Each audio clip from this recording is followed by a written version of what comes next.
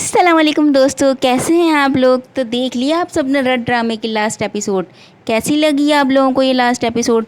भाई मेरे हिसाब से तो बहुत अच्छी एंडिंग दिखाई गई है, जिसमें हमें काफ़ी सारे सबक सीखने को मिलते हैं कि बुराई का अंजाम हमेशा बुरा होता है, जैसा इंसान बोता है वैसे ही काटता है। और दूसरी तरफ निकाह जैसे पाक रिश्ते की अहमियत को भी बहुत अच्छे से उजागर किया गया है कि सिर्फ निकाह या शादी कर लेना ही काफ़ी नहीं होता, बल्कि इसे पूरी ईमानदारी और खुलूस के साथ निभाना ही इसकी असल रूह है। दोस्तों, अगर ड्रामे की ओवरऑल बात की जाए तो ये आजकल के टिपिकल ड्रामों से थोड़ा डिफरेंट था, जिसने स्टार्टिंग से ही बहुत हाई टीआरपी मेंटेन की थी।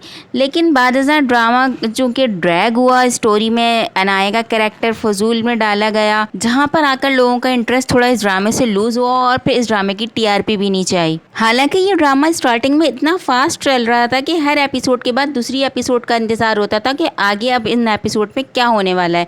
बहुत जल्दी और तेजी से स्टोरी आगे बढ़ रही थी। दोस्तों, ये सारी बातें अपनी जगह, लेकिन जज्बाती किस्म की हैप्पी एंडिंग ने इन सारी बातों को कंपनसेट कर दिया। जामिन को उसके किए गए तमाम जुराइम की सजा मिल गई और उसकी अकड़ और अना सब खाक में मिल गई, जिसे देखकर भाई मुझे तो बहुत सेटिस्फेक्शन मिली। दूसरी तरफ जमील का अकेलापन और सवेरा के साथ किए गए बुरे सलूक पर पछतावा तो बनता ही था। अब अगर जैन की बात की जाए तो वो एक अच्छा इंसान था जो कि अपनी माँ की जिद और अना की भेंट चढ़ गया, और ईमान, सलार या जैन में से किसी एक को ही मिलनी थी। तो सबसे अच्छी बात लास्ट एपिसोड की ये थी कि निकाह की अहमियत को फोकियत दी गई कि जब निकाह हो जाए तो उसे पूरी ईमानदारी से निभाना चाहिए। निकाह के दो बोल में इतनी ताकत है कि मोहब्बत हो ही जाती है। अब अगर शहला और कामरान की बात की जाए तो शहला ने सलार पर बचपन से अब तक जो भी मजालिम ढाए थे, ना सिर्फ इन सब की माफ़ी मांगी और सलार को सच्चे दिल से अपना बेटा भी मान लिया।